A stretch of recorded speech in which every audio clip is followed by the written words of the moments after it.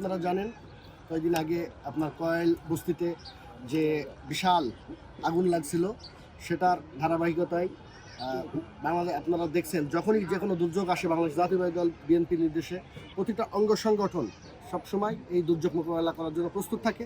তারই ধারাবাহিকতায় আমরা দেখেছি বাংলাদেশ জাতীয়তাবাদী দলের প্রত্যেকটি অঙ্গ সংগঠন এখানে আপনার সর্বোচ্চ ভূমিকা পালন করছে। বনানী থানা ছাত্রদল সর্বোচ্চ ভূমিকা এখানে পালন করছে আগুন নেভানোর জন্য ফায়ার সার্ভিসের সাথে।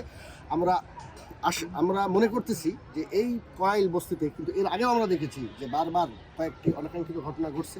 এটা আমি প্রশাসনের কাছে বলবো যে এটা অবশ্যই নিখুঁতভাবে খতিয়ে দেখা দরকার যে আগুনটা আসলে কীভাবে লাগছে, কারণ প্রায় এরকম কয়েল বস্তিতে আগুন লাগে আর কি। এটা আসলে স্বাভাবিক কোনো প্রক্রিয়া নাকি কোনো ষড়যন্ত্র? আমরা 5ই আগস্টের পরবর্তী সময়ে আমরা ঢাকা সহ সারা বাংলাদেশের বিভিন্ন জায়গায় দেখেছি ষড়যন্ত্র হিসাবে বিভিন্ন জায়গায় গাড়ি সহ বিভিন্ন প্রতিষ্ঠান বিভিন্ন জায়গা অর্থাৎ বাংলাদেশকে ধ্বংস করার জন্য যে একটা ষড়যন্ত্র চলতেছে। তো তারই ধারাবাহিকতায় আমরা মনে করতেছি এটা এই কয়েল বস্তিতে আগুন লাগছে, এটা অবশ্যই প্রশাসনকে উচিত খতিয়ে দেখা। আপনাকে গত 5 বছরে এই করাইল বস্তিতে 9 বার আগুন লেগেছে। তো এটি অবশ্যই মানুষের মনে যেমন ঠাকুর ঘরে কেড়ে আমি কলা খাই না লীগের আমলে তাদের বাজে ইন্টেনশন ছিল, খারাপ ইন্টেনশন ছিল যে তারা এখানে সবসময় চেষ্টা করতো। আপনি বঙ্গবাজার মার্কেটের কথা চিন্তা করেন, ইন্টেনশনালি সেখানে আগুন ধরিয়ে দিয়ে হাই রাইজ বিল্ডিং করার জন্য তারা আগুন ধরিয়েছিল। এখানে অন্য কোনো অসৎ উদ্দেশ্য আছে কিনা?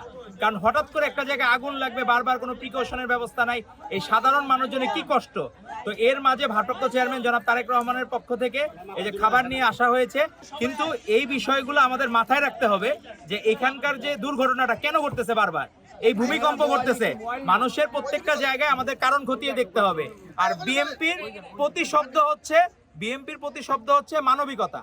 এই মানবিকতার ঝান্ডা বহন করে শুধু বিএনপি। আজকে আপসহীন দেশপ্রেম খালেদা, আপনার রোহিঙ্গা ইস্যু খেয়াল আছে মনে হয়, এই আপসহীন দেশপ্রেম খালেদা শারীরিক অসুস্থতা নিয়েও রোহিঙ্গাদের মাঝে উপস্থিত হয়েছিলেন। সেখানে তিনি নিজে হাসপাতাল উপস্থিত হয়েছেন এবং ব্যাপক ত্রাণ সামগ্রীর ব্যবস্থা করে দিয়েছিলেন।